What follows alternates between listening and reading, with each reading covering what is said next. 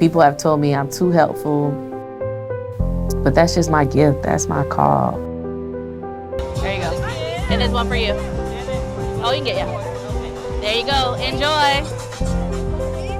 I see a problem, and if I can help you, then that's what I'm gonna do.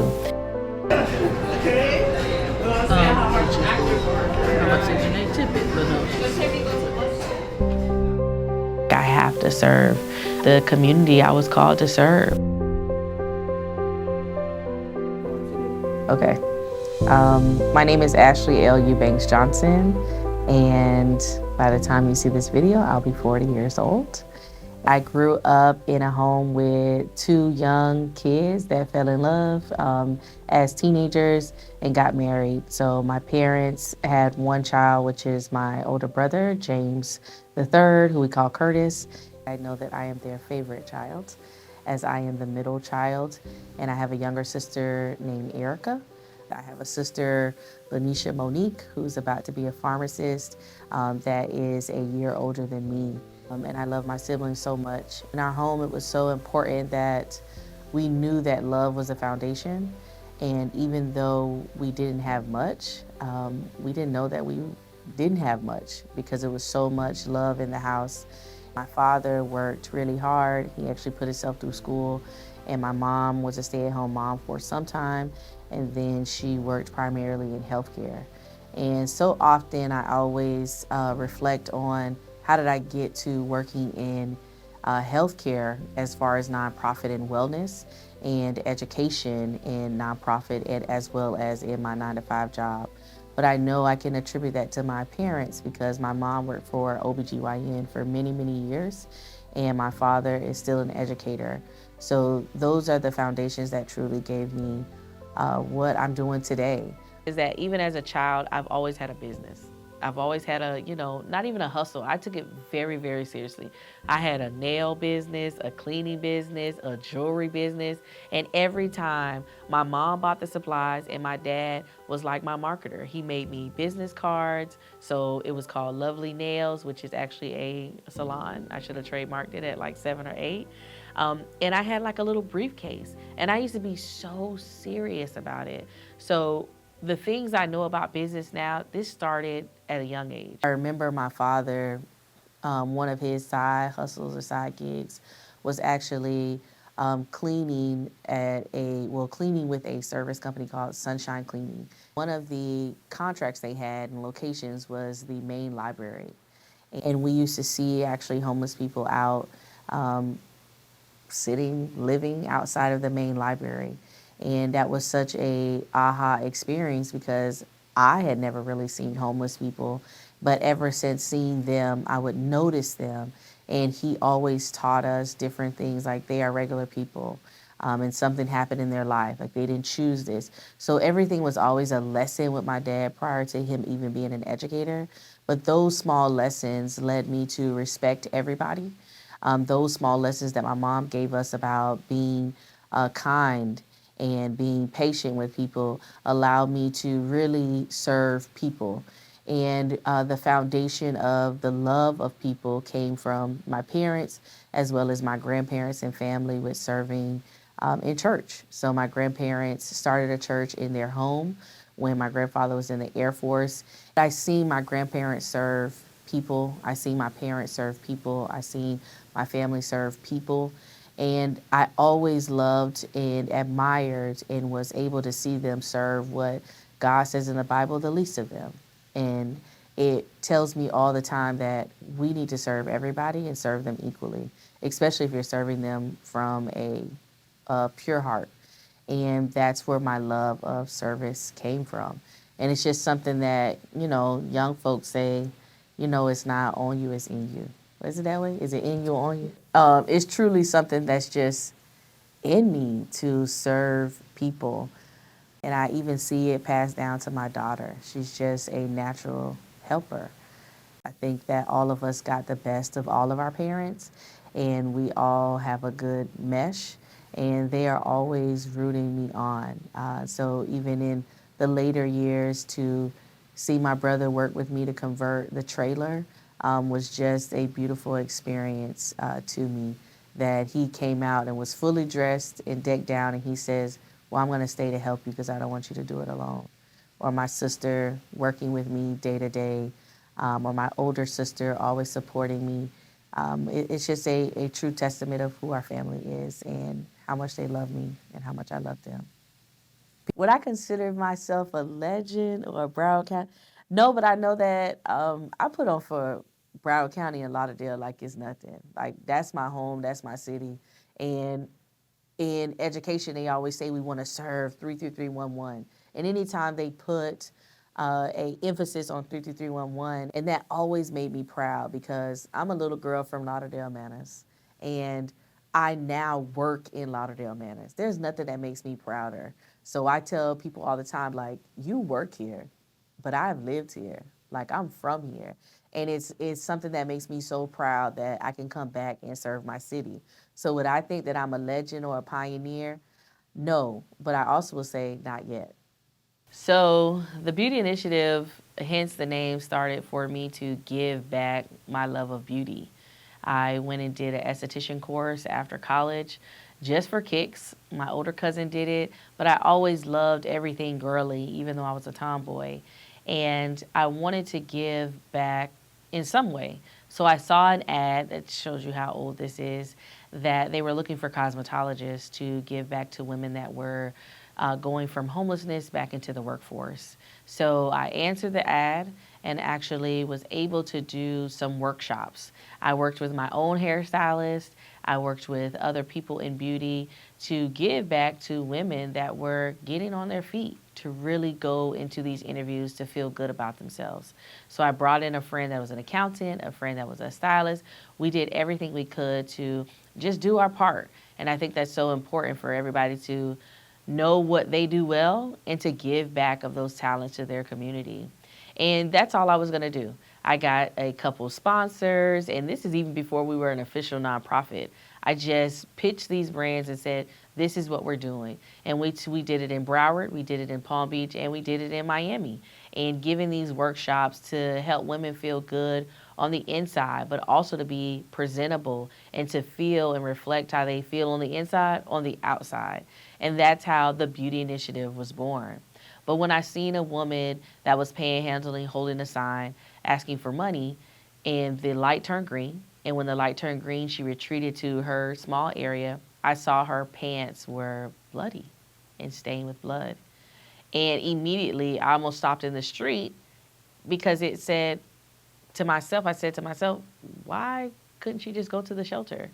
Because we were very, very close to a shelter that is known in Broward County. And I started making calls like, hey, I saw a woman that was homeless and she was panhandling, and told them the story. And everyone that I went to said that, you know, sometimes we have them on hand, sometimes we don't.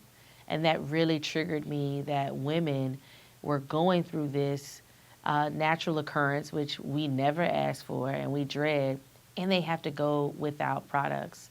Because I thought this was maybe an issue in other countries that are deemed poorer countries, but it was happening like in our backyard, in our neighborhood, in our hoods. And that's when I thought, okay, let me see what I can do. Because like I said, I'm just a helpful person and I see a problem. And if I can be a part of the solution, then that's what I'm gonna do. And I was actually going through a rough time in my own personal life. And with doing that, I was supposed to go out of town for my 30th birthday. And I probably shouldn't have been there because I would have been in Jamaica with a small little swimsuit that I probably shouldn't have on. But I decided to have what I coined a pads and ponds, which is a play on tampons, party. And we put it on social media. I shared it with my family and friends. And that was like the funniest thing, to try to explain to people the story, but also that we're gonna come in and pack. But my family and friends love me so much, they just went along with the idea.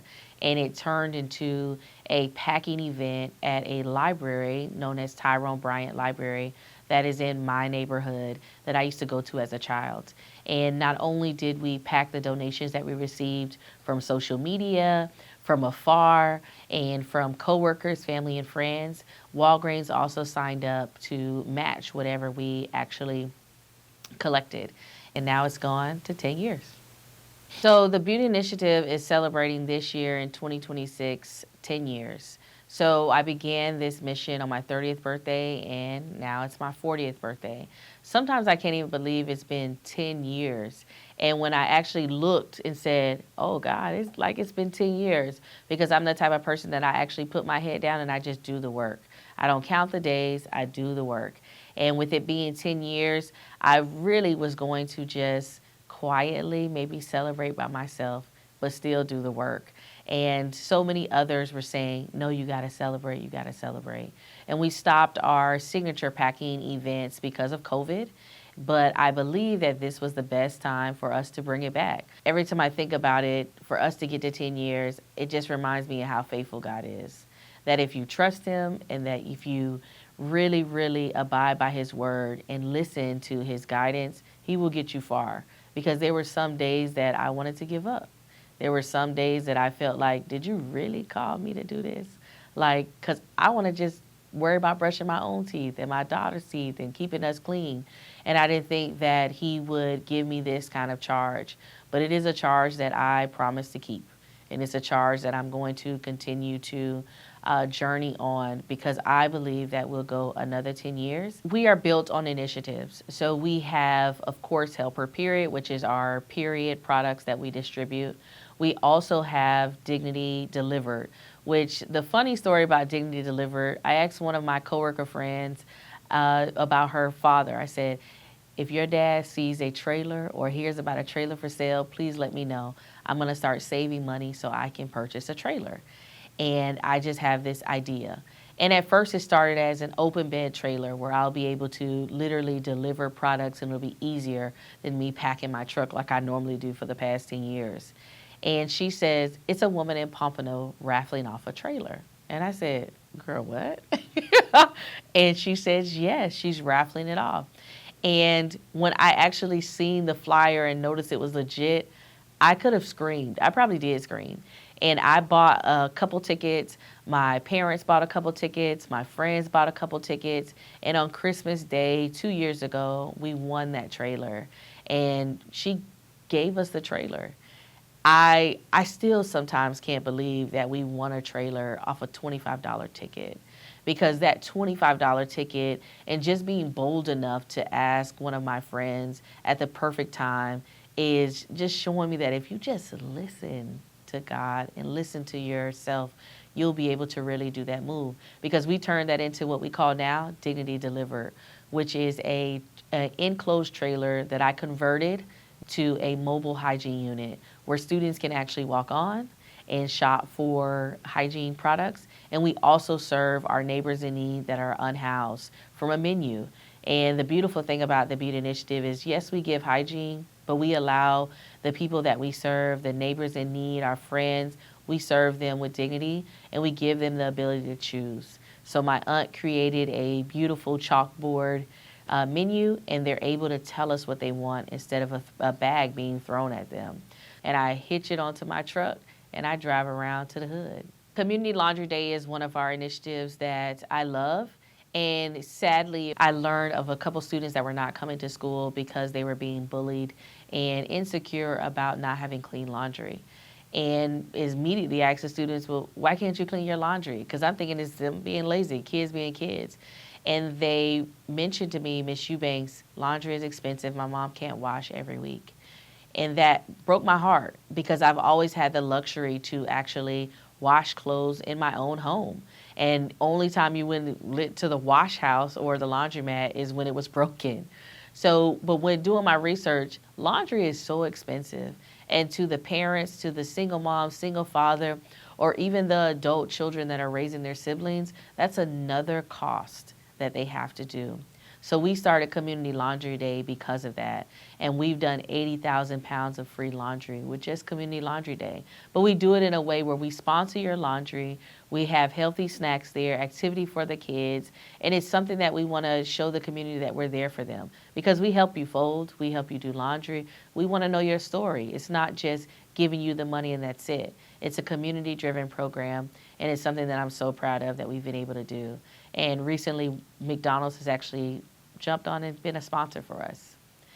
And Hygiene University, I think Hygiene University initiative is something that I'm most proud of. Working in education every day, I seen that students not only didn't have the products, but they didn't know how to use the products.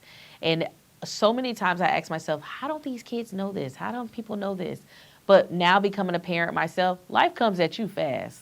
So when I have to say, do this, do that, but I'm also worrying about the bills and I'm also worrying about what's happening at work. And then I have to make sure that we get home safely and I have to make sure that she's fed. There's so many different things going on that a parent may not have the time to really show a student how to floss or how to take care of their hair or how to check, to make sure that they're taking care of their period correctly.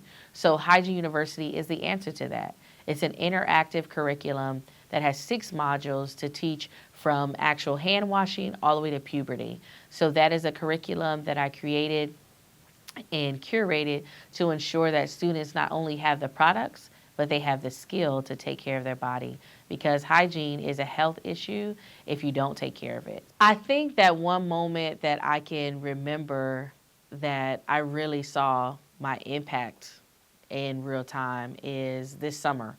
We have what we call the Dignity Tour, and we teach the Flow Code workshop from Hygiene University to girls from 8 to 14 at local summer camps. And we had a student, a young girl, that actually did our workshop last year. And she says, oh, I remember you all. I went last year. I said, well, you don't have to come again. And she says, no, I'll sit in again because maybe I can learn something new. And I said, okay, no problem. And at the end of it, she told me, I did learn something new. You taught me a lot last year, but I learned something new. And that just shared with me that this is something that the community needed. But also, even in this summer, we had a class full of girls, and this has never happened before, that none of them hadn't started their period, and a lot of them didn't know what to do. And that showed me that what God told me, that they aren't prepared, they aren't ready, and they aren't mentally there, is the answer. And I'm so glad that I was obedient, because the flow code is what these babies needed. So to be able to see that impact, or to be able to hear someone say, I just ran out of toothpaste and we didn't know how we were going to do it. Or I think the thing that makes me most emotional is Community Laundry Day. I always meet people at the door, or our volunteers meet people at the door, and we have to convince them that the laundry is free. So they always say, well, what I got to do for it, or what I got to. But I think that the biggest thing that overcomes me and a woman were crying in the laundromat, because she says, this was my last. And it was this or other things. And that just makes me emotional, because I don't have a lot, but because of the idea that God gave me, because of acting, it's something that people don't have to do. So I always tell them at the end, let me lighten your load today. And even though I may be lightening their physical load of clothes, I think that they fill my cup. And it reminds me every day that I'm doing what God told me to do, and it's what my community needs. And that makes me sleep like a baby at night. But it also reminds me that everybody just has to do their part. I think that a lot of people don't know the sacrifice of being an entrepreneur, especially I think being what they call a social entrepreneur, meaning a lot of times we don't get paid. So people don't understand, how do you go so hard of something that you don't get paid? A lot of times people don't see what you see. People will not understand. And so I am so grateful that I have a family, I have people in my life that do understand, but the sacrifices that you make as a social entrepreneur are sleepless nights. Because when it's different issues going on in the community, especially with the weather, I can't really sleep at night, because if there's a hurricane going on, I'm thinking about the people that literally live on the street. Like, what are they doing? And that's always my prayer. I pray for them, and then I pray for my family, because we have a roof over our heads and we have things that we can take care of ourselves. But the sacrifices is that there will be long nights. There will be people that will doubt you. There will be people that will, say you're a little business. And I think that one of the biggest things as a social entrepreneur, regardless, is that you have to stay consistent. But it's hard to balance. It's hard to balance being a wife. It's hard to balance being a mother, being a daughter. being a sister, being a friend. And I'm grateful that they give me grace. There was a hurricane, and my mom was like, "Are you going out there?" And I said, "I have to go. Like, I have to serve the community I was called to serve." So I'm so grateful that the people that love me enough to let me do my little business. But they also are standing there with me, praying for me.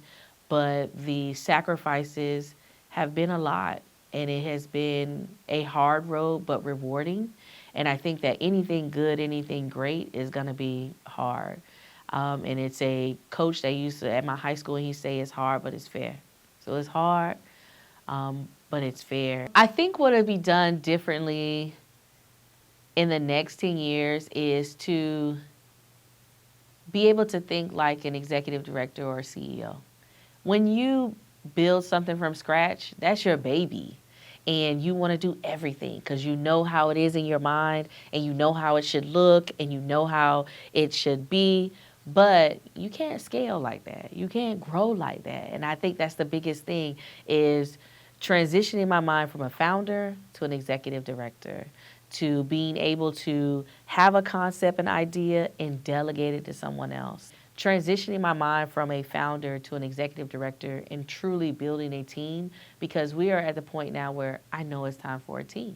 It's time for people. So I think that with having a team and being able to transition to another role, that's going to take us far. That'll be able to get where we'll have a warehouse. We'll be able to be the hygiene hub of South Florida, where other nonprofits can depend on us to have the inventory, and we can infiltrate into different schools, different programs to bring Hygiene University. So the next 10 years, I'm declaring that we're going to be the hygiene hub of South Florida and beyond. So one thing we're going to take into the next 10 years is, my grandmother says, it's all about mission. So it is truly all about mission.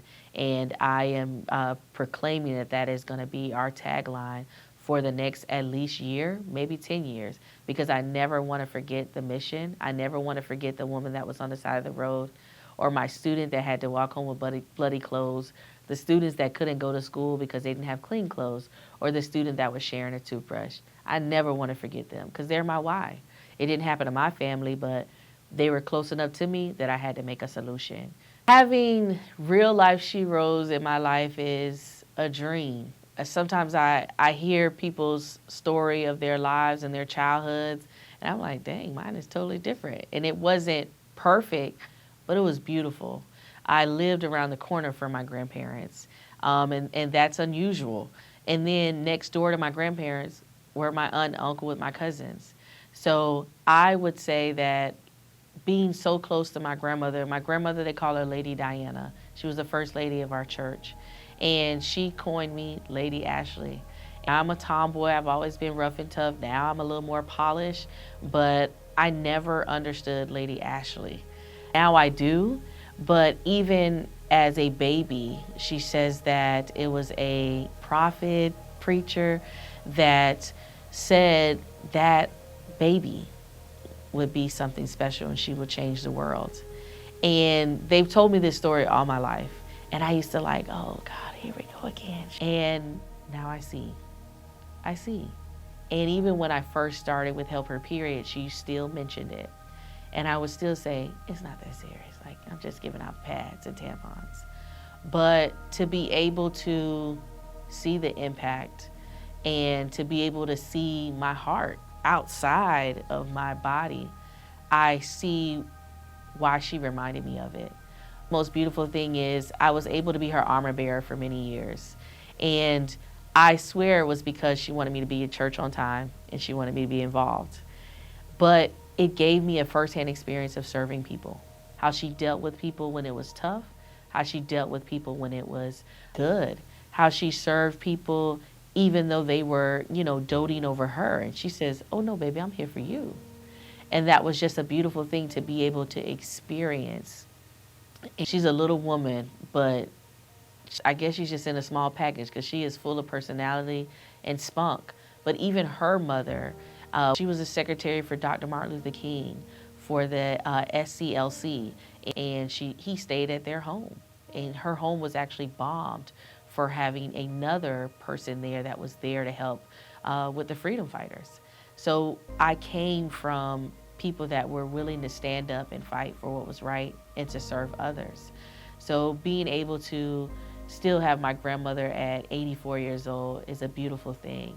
To have all of her limbs, to have all of her wisdom, for her to be able to still remind me of God's grace, to remind me of who I am. But I think the thing that tugs at my heartstrings is that she wants to serve alongside me and to build something that the people that you love and you admire and honor can see it happen. That's just a beautiful thing to me. My mother is my shero, and oh Lord, I'm gonna cry. My mom was younger when she had us, and she had so many dreams. And I know that if she didn't have us, she probably could have accomplished those dreams. But I honor her so much because she wanted to be a mother. She wanted to be a wife. And she put everything into that. And she was the best. And she still is the best. But I always say, I am going to do my best at everything. I'm going to do what I know my mom would do if she had the same opportunities I did. I didn't have my first child until I was 36, 37. And I just made sure that I did what I was supposed to do. And every time I have an opportunity to receive an award or an accolade, I always dedicate it to her. Because without her sacrifice, I wouldn't be able to do these things. And even now, the sacrifice that she does, I was saying, you know, how am I going to continue to live this life, to show up for the community, to speak when people want me to speak, to collect donations, gather donations, give donations. This is a round-the-clock job, as well as work a 9-to-5 and be a mother.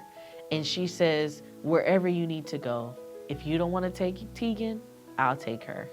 And that just touched me because I can live my wildest dreams because of my mother's sacrifice and her continued sacrifice. So when I think of a shero, when I think of a strong person, I automatically think of my mother. I always honor her because without her sacrifice, it wouldn't be no me.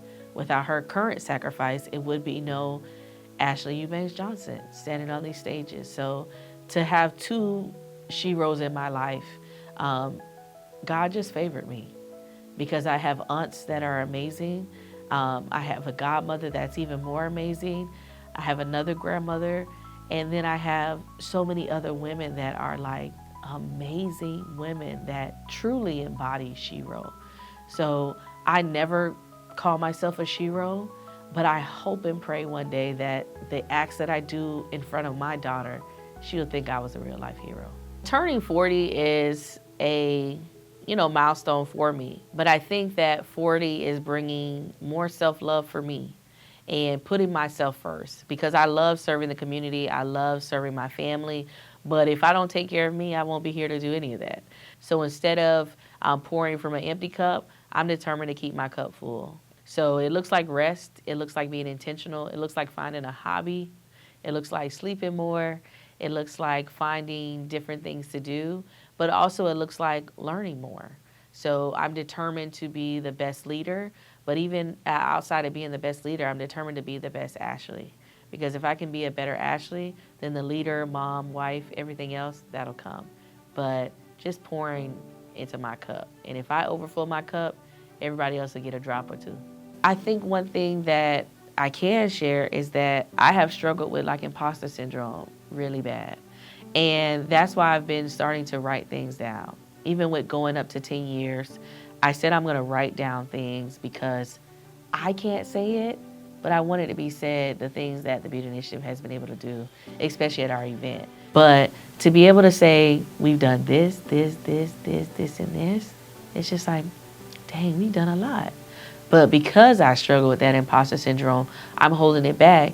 But now I'm saying to myself, but if I don't say it, people think that we're not doing it. People will take credit for what we're doing, or people won't believe that they can do it too. Because I started this with nothing. For so many years, I didn't look at this as a business. I would say a nonprofit. But a nonprofit or not-for-profit is a business, and it can be profitable. besides for the money, I think the profit is me seeing the impact that we actually give and me hearing what we have done in the community. And I believe that we'll go past just a mobile unit. I believe that we'll go past a curriculum with Hygiene University. I can see us, serving in different countries, serving across the U.S. and touching as many people to show that hygiene insecurity and period poverty is something that we all can solve together. So did I know that I was going to be doing this work? No. Did I know that I was called in a different way? Yes. And am I happy and honored to do the call to serve people? Definitely yes. Oh, don't.